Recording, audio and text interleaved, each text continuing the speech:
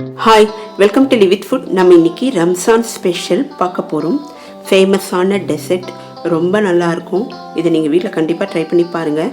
அதுக்கு முன்னாடி சேனலை சப்ஸ்கிரைப் பண்ணாதவங்க சப்ஸ்கிரைப் பண்ணிக்கோங்க. ஒரு கடாயில் நெய் விட்டுக்கலாம். நெய் தேவையான அளவு விட்டுக்கலாம்.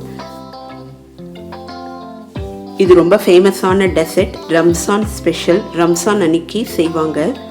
இப்போது நட்ஸை சின்ன சின்னதாக கட் பண்ணி வச்சுருந்தேன். இதை லைட்டாக வதக்கிடலாம். நெய்யில் நல்லா வறுபடணும். இப்போது இதை வறுத்ததை தனியாக எடுத்து வச்சிடலாம். இந்த நட்ஸில் நம்ம பாதாம், பிஸ்தா, முந்திரி, பேரிச்சை, உலர்ந்த திராட்சை எல்லாம் சேர்த்துருக்கோம். இப்போது வெர்மிசெல்லியை சேர்த்து வதக்கிடலாம். அடுப்பை சிம்லே வச்சுக்கலாம். இப்போ காய்ச்சி ஆற வைத்த பாலை இதில் சேர்த்துக்கிறேன். நல்ல பாலில் சேமியா வேகணும். நடுவில் நம்ம அடிக்கடி செக் பண்ணி பார்த்துக்கலாம். அடி பிடிக்காமே இருக்கணும், பாலில் வேகணும். அதனால் ஒரு மூடி போட்டு மூடி வச்சு வேக வச்சிடலாம்.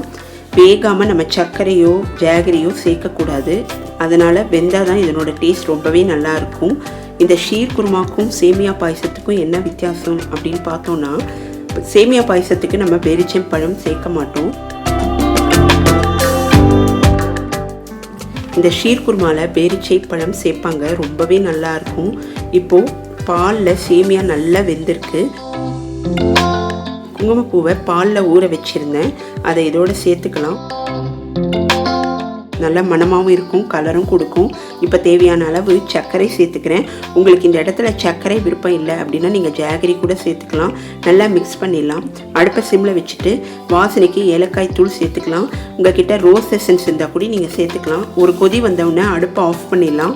இப்போ ஆஃப் பண்ணிவிட்டு கண்டென்ஸ்டு மில்க்கு நான் கொஞ்சம் சேர்த்துக்கிறேன்.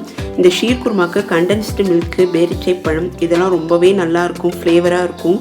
அதனால் மிஸ் பண்ணாமல் கண்டென்ஸ்டு மில்க்கு சேர்த்துக்குங்க. இப்போ நமக்கு ஷீர் குருமா தயாராகிடுச்சு.